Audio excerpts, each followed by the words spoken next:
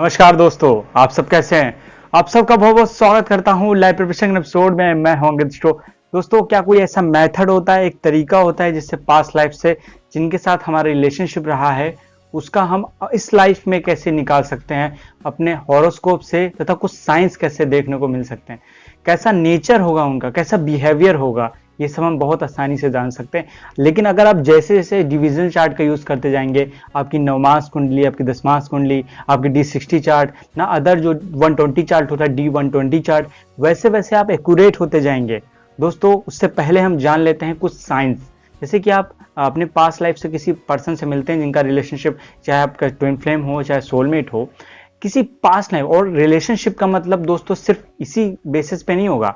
अगर false twin flame है, अगर कोई कार्मिक रिलेशनशिप है, वो भी एक्चुअली पास्ट लाइफ रिलेशनशिप में ही काउंट होगा। वो अगर बार बार रिपीट हो रहा है कि ऐसा पर्सन आपको मिल रहा है कि कार्मिक रिलेशनशिप वाले पर्सन आ रहे हैं, उसके साथ निश्चित रूप से आपका ब्रेकअप हो जाएगा। अगर आप मैरिज हो जाएगी तो डिवोर्स हो जाएगा। इस तरह के केसेस बहुत बनते हैं।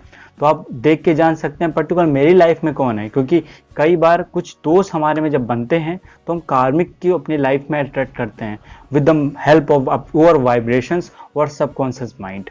तो हम कैसे वो साइंस देख सकते हैं। साइंस देखना बहुत सरल है दोस्तों। इंस्टेंट आपको बहुत सारा, एक बहुत जबरदस्त डीप कनेक्शन फील होगा, और ये बहुत सारे, लगभग अप्रोक्सीमेटली सभी लोग ही बताते हैं।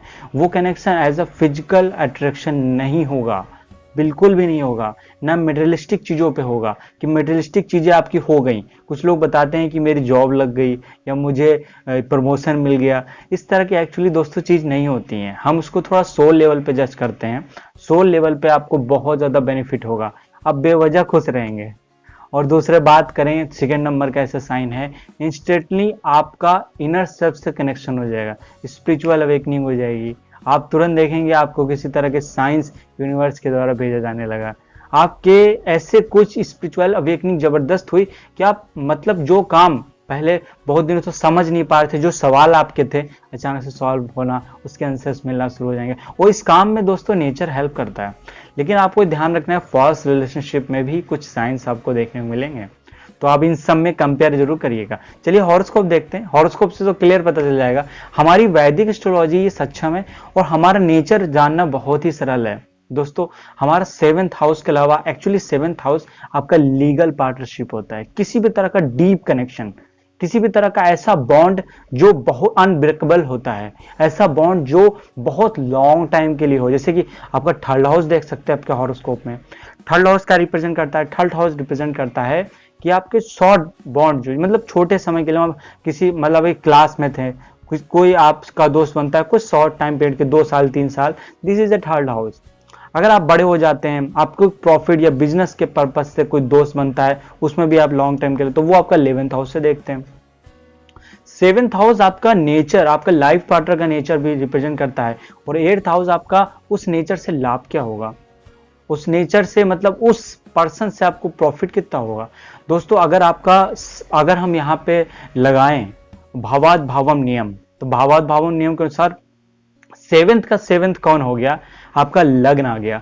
तो लग्नेश किन ग्रहों के साथ बैठा है, ये एक्चुअली डिसाइड करेगा डीप कनेक्शन, मतलब उसके भी गहराई में जाके कि आपका पार्टनर का स्वभाव कैसा होगा, किस ग्रह के साथ बैठा हुआ है। मतलब आपका लग्नेश, आपका एसेंडेंट लॉर्ड, फर्स्ट लॉर्ड किस हाउस में बैठा हुआ है, वो रिप्रेजेंट करेगा। और नेचर और भी अगर जानना है तो आप 7th लॉर्ड को देखिए, 7th लॉर्ड किन ग्रहों के साथ बैठा है।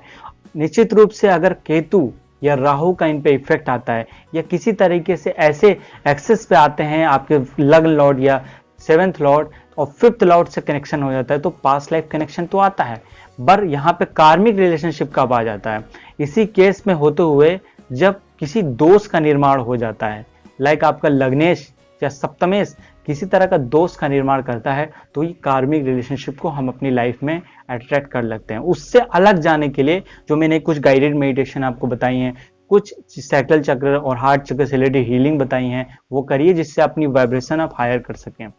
अब हम सेकंड बात करते हैं कि और कैसे नेचर जान सकते हैं, कैसा नेचर होगा। एक्चुअली मैं फॉर एग्जांपल बताता हूं आपको। जैसे मान लीजिए कि मेरा असेंडेंट 11 नंबर, मतलब आपका कुंभ राशि का असेंडेंट बनेगा, और 7th लॉर्ड में क्या आएगा, आपकी 5 नंबर की राशि, वहां पे नंबर कौन लिखा हुआ, वहां का लॉर्ड कौन है, पहली बात तो वहां देखेंगे। मतलब कि आपके अपोजिट, मतलब कि जैसे कि मेरा नेचर को थोड़ा सा इंट्रोवर्ट हो सकता है, तो मेरे पार्टनर का लेवल थोड़ा एक्सट्रोवर्ट हो सकता है। सिंह राशि क्या दिखाती है, थोड़ा एक्सट्रोवर्ट दिखाती है, इस तरीके से उनका नेचर होगा। तो इस तरीके से आप जान सकते हैं बहुत आसानी से, क्योंकि देखिए आप मैं मेष राशि को लेके चलता हूं। मेष राशि मतलब 1 नंबर आपका लगना आ रहा है, और आपके 7th हाउस में मतलब 1 नंबर क्या दिखाता है, डोमिनेटिंग पर्सनालिटी दिखाता है। पर्सनालिटी मतलब वो किसी भी चीज को बहुत अच्छे से हैंडल कर लेते हैं, हर जगह जीतते हैं, युद्ध में बहुत अच्छे निपुण होते हैं अपनी बात को आगे करने में, लेकिन उनमें बैलेंस की कमी होती है, उनमें वीक पॉइंट होता है। क्योंकि दोस्तों 7th हाउस मार्केस भी होता है, और मार्केस वगैरह का कभी रत्न नहीं पहनिएगा ना तो आपको प्रॉब्लम आती है। वो स्पेसिफिक देखना पड़ेगा कि वो आपकी कुंडली में कैसी स्थिति है, लेकिन मार्केस की रत्न नहीं पहनाता बेसिकली। तो अभी जरूर देखिए, वो वहां का जो लॉर्ड होता है 7th लॉर्ड, वो एक्चुअली दिखाता है कि आपकी वाइफ का स्वभाव, आपके हस्बैंड का स्वभाव कैसा होगा, अपने पार्टनर का स्वभाव कैसा होगा, आपकी बॉन्डिंग कैसे होगी। फॉर एग्जाम्पल हम धीरू भाई की कुंडली देखें या मुकेश अंबानी कुंडली देखें, वहां पे 7th हाउस, उनकी वाइफ कैसे कोऑपरेटिव होंगी, उसके बिजनेस स्किल्स देखिए।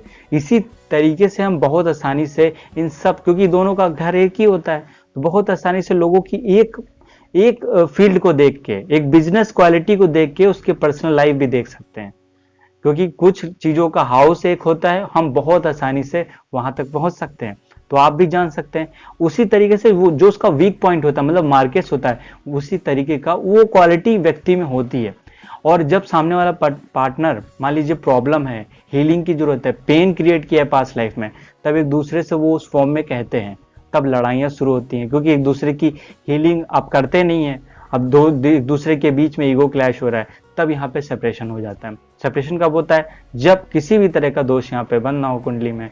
वो सिंपल है। इस तरह से आप नेचर समझ सकते हैं 7th हाउस लग्न को देखकर, वहां पे कौन पर्टिकुलर ग्रह बैठा हुआ है, उसका ग्रह का स्वभाव कैसा है, ये सब देख के हम यही सारी सिचुएशन आपकी नवमास कुंडली में अप्लाई कर दिए तो एकदम एक्यूरेट आपको नेचर पता चल सकता है। उम्मीद है दोस्तों आपको कोई कुछ ऑडियो वीडियो पसंद आई हो। अगर आप इस वीडियो पे, इस चैनल पर नए थे तो चैनल को सब्सक्राइब तो बेल आइकन क्लिक कर लीजिए, क्योंकि मैं इसी तरह से नॉलेज वीडियो बनाता रहता हूँ। आगे किसी और वीडियो में हलो मिलते हैं। अपना ध्यान रखिए, ख्याल रखिए। नमस्कार दोस्तों।